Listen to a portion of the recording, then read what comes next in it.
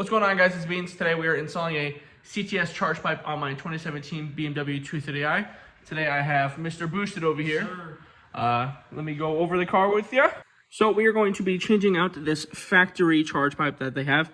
My main goal is to change out all the main factory parts that are plastic that have a lot of heat going through them, just so they don't get brittle over time and then cause more problems down the road. So we have a aluminum CTS charge pipe all the way over there.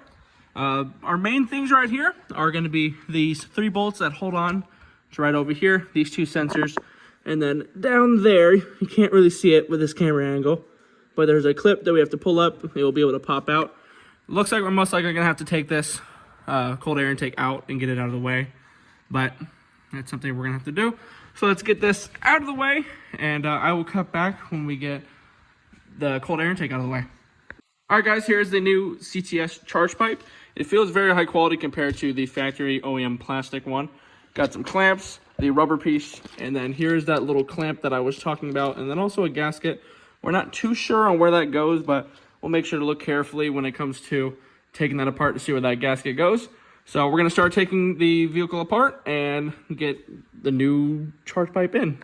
Alright guys, like I just said in the intro, all it is these 3 bolts, these 2 sensors. Be very careful, as this sensor is a very fragile sensor. And then that clamp. If we run into any problems, obviously I will record it. I'm going to try to record as much as I can, but he has also filmed me a video off of this, so we're kind of switching back and forth and also getting our own personal clips.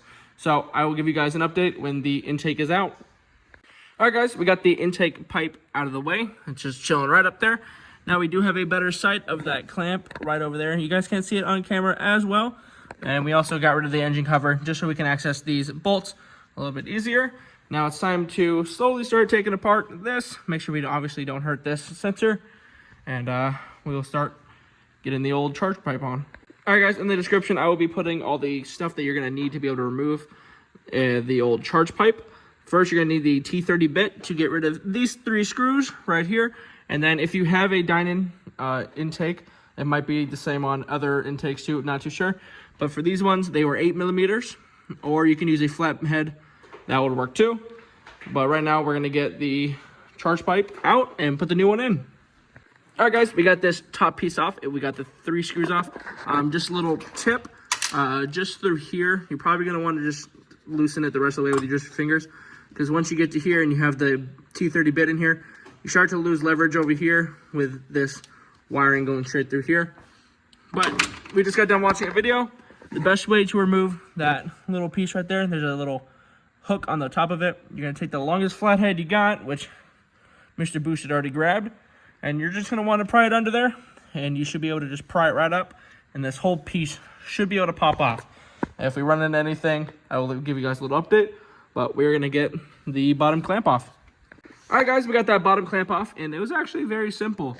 Mainly you just need to go straight through here, and right down there, you can kind of see the clamp right over here. You just kind of just pry up on it, and it will come right up. And this thing is able to move freely now, which is very nice. Alright guys, just to get the top sensor off, because we're at the moment, we're kind of just fighting with this clip. It's not really wanting to come out, just mainly because with the pipe, it's kind of hard to maneuver it and be able to get a good angle. So you're going to need a T20 bit connected with the 8mm socket.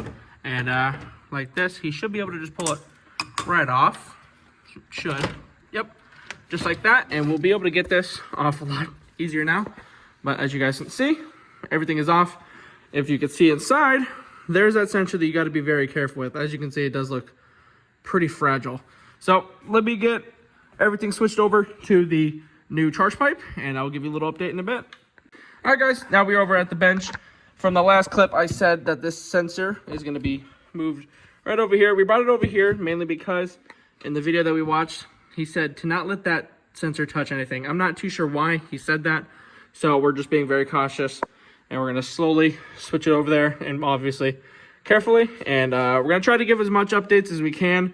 It's getting late. We have a new video to shoot tomorrow morning, and we have to get up early, and it's currently like 3 o'clock in the morning at the moment. So we're kind of just trying to cram everything in there, but also trying to get as much information for you guys.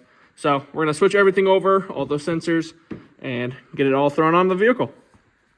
Alright guys, we just got a little update from a video that we just watched, because obviously some parts we just want to make sure we put them in the right spot. So that gasket, it does not go on the throttle body.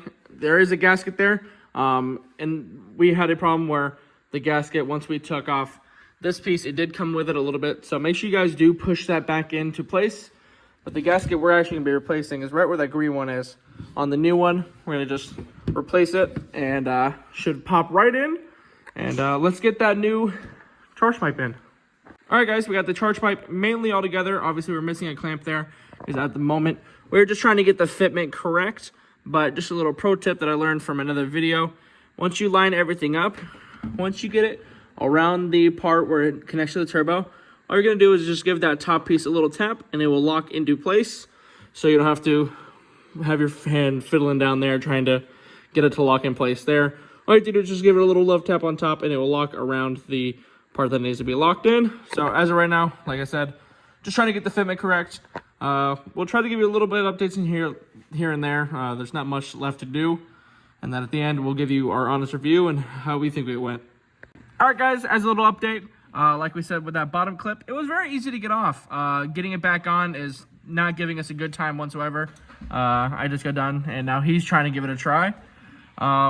It keeps missing its teeth on the end and keeps falling off. So we're still attempting it, trying to give it a couple of tries, and we'll give you an update when we actually get it on. All right, guys, just another update here.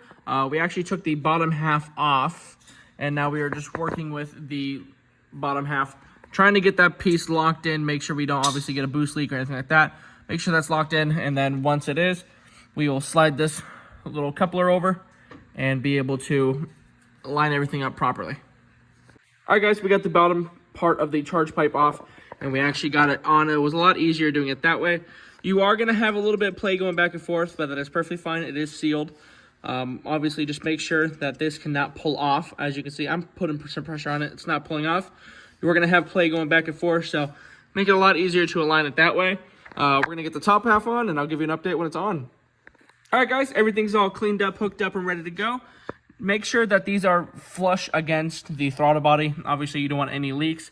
Same with that little M-clip down there. Make sure that is flush, and you give it a good tug and move it around. Make sure that is not going to move, because obviously, you don't want a boost leak. We got the intake pipe all hooked up. Now we're just going to do a couple tests, make sure nothing is leaking, we don't hear anything leaks, and make sure just the vehicle is running smoothly. We're going to let it idle for like 5-10 minutes, just make sure everything's running smoothly, and we'll see you guys in the outro.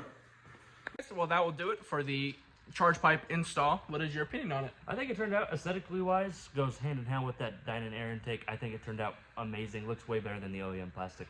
Yeah, I definitely agree. Mainly, I see it as, I did that for maintenance, not for performance. Yeah, people say with the performance, it has throttle response. I don't think so. We're not going to guarantee that. I wouldn't even guarantee 1 horsepower gains. Like he said, this is more so preventative maintenance to prevent that plastic from cracking. Beans knows a little bit more about the topic about it because he's a BMW owner. He's in the forums. So if you want to explain it through them a little bit better. So, like I've said before, and just like other socials, that stuff gets hot. Yeah. The plastic gets hot. Yeah. The plastic, when it gets brittle, if it breaks, shatters into multiple small little pieces, going to your throttle body, or even your turbo, that's going to be a horrible day for you. Yeah, so for sure. I'm trying to prevent that, so that's why I upgraded to the CTS all aluminum charge pipe. Yep. And like we said, I wouldn't recommend it for a power mod, but preventative maintenance, 100%. Do it 100%. That way you can prevent it, because I mean, not even just with BMWs, and a general consensus with plastic getting too hot, it's going to get brittle, it's going to crack, it's going to fall apart eventually. So this is definitely a not too expensive, well-rounded preventative maintenance mod that I would 10 out of 10 recommend. Yeah, but if you guys are curious on the install for the intake, the video will be right here, and then Mr. Boosted's channel is going to be right up here. Sir. So make sure you go follow him. You know, hey, we appreciate it. We're in this together. Me and him have been lifelong buddies. We're in this thing together. Now we're on the YouTube grind and making sure we bring out good content for you guys. Yes, sir. Well, I hope you guys all enjoyed. If you guys can, like, subscribe, and comment down below what your favorite part was. And also, hit that bell notification so when we make more content like this. Peace.